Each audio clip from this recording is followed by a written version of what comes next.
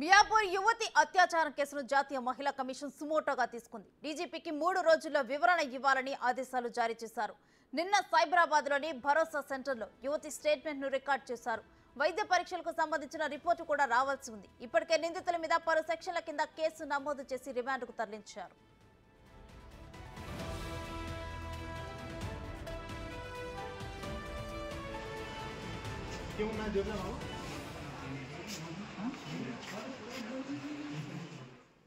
Office meeting కు భువనగిరికి తీసుకెళ్లిన Janardhan Reddy, Sangareddy meeting మధ్యాహ్నం అయిపోయి అర్ధరాత్రి వరకు ఆ యువతిని ఏం చెప్పి బయట ఉంచారు. మీటింగ్ కంటే ముందు ఎందుకు మియాపూర్ హాస్టల్లో ఫ్రెష్ అప్ అవ్వు అని తీసుకువెళ్లారు. ఉప్పల్ హాస్టల్లో ఉంటున్న యువతి ఎందుకు మియాపూర్ హాస్టల్లో ఫ్రెష్ అప్ అవడానికి వెళ్ళింది.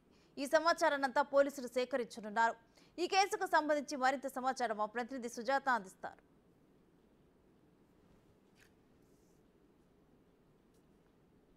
యువతిపై అత్యాచారం కేసుని అటు జాతీయ మహిళా కమిషన్ సుమోటోగా తీసుకుంది. ఇప్పటికే డీజీపీ కూడా 3 రోజుల్లో ఈ కేసుకి సంబంధించినటువంటి వివరాలను అందించాలని ఆదేశాలను జారీ చేసింది. మరోవైపు మియాపూర్ పోలీసులు కూడా ఈ కేసుకి సంబంధించినటువంటి దర్యాప్తుని ముమ్మరం చేశారనే చెప్పుకోవచ్చు. మొదట మహిళ మీద అత్యాచారం చేసినటువంటి 2 యువకులు కూడా మియాపూర్ పోలీస్ స్టేషన్కి వచ్చి అత్యాచారం చేశాము అని చెప్పేసి ఒప్పుకొని సరెండర్ అయ్యారు. అయితే ఈ కేసుకి సంబంధించి అటు యువతి గత 18 రోజుల క్రితమే జేఎస్ఆర్ రియల్ ఎస్టేట్ కంపెనీలో ఏజెంట్ గా జాయిన్ అయ్యింది. ఆ నేపథ్యంలోనే వీళ్ళు మొదటి నుంచి కూడా ఇటు జనార్దన్ రెడ్డి కావచ్చు, సంగారెడ్డి పరిచయం అయ్యారు.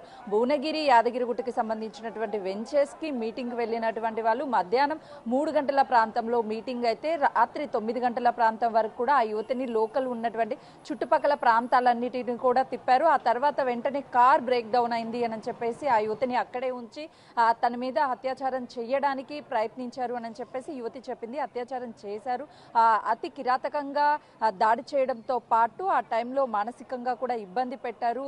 ఇద్దరూ కలిసి అత్యాచారం చేశారు అని చెప్పి మియాపూర్ పోలీస్ స్టేషన్కి కేసునైతే అటు తను ఉప్పల్ హాస్టల్లో నివాసం ఉంటుంది కాబట్టి అక్కడే మొదట కంప్లైంట్ ఇచ్చింది.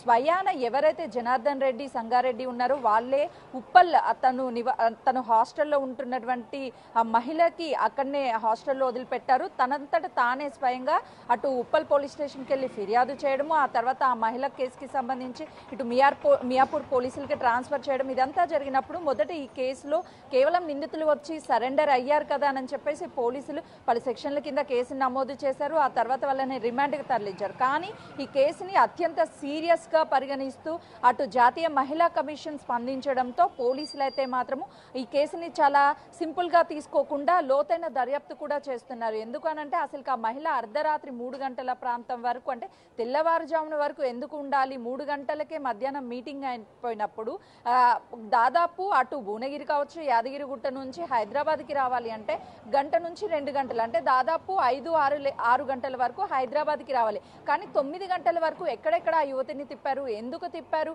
ఉంటుంది ఉప్పల్ పోలీస్ స్టేషన్ పరిధిలోని ఒక ప్రైవేట్ హాస్టల్లో. అయితే మియాపూర్ హాస్టల్లో ఎందుకు ఫ్రెష్ అవ్వమని చెప్పారు. అందులోనూ ఇక్కడ వీళ్ళకి సంబంధించి ఎందుకంటే జేఏసీకి సంబంధించినటువంటి రియల్ ఎస్టేట్ కంపెనీ ఏదైతే ఉందో ఆ కంపెనీలో కూడా ఇక్కడ ఆఫీస్ ఉంది, ఒక బ్రాంచ్ ఉంది, లేకపోతే మరే ఇతర కంపెనీస్ లో కానీ లేకపోతే ఆ మహిళని ఫ్రెష్ అప్ అవ్వంటూ ప్రైవేట్ హాస్టల్కి తీసుకురావాల్సిన అవసరం ఏముంది. ఇదంతా కూడా పోలీసులు లోతైన దర్యాప్తు చేస్తున్నారు. ఈ 2 రోజుల్లోనే అటు ఈ కేసుకి సంబంధించినటువంటి డీజీపీ అయితే జాతీయ మహిళా కమిషన్ ఏదైతే ఆదేశించారో పూర్తి వివరాలు ఇవ్వాలని అటు మహిళకు సంబంధించినటువంటి స్టేట్మెంట్ కూడా రికార్డ్ చేశారు. ఈ కేసుకు సంబంధించి ఒక క్లారిటీ వచ్చే అవకాశం ఉంటుంది. Renusri, thank you Sujatha.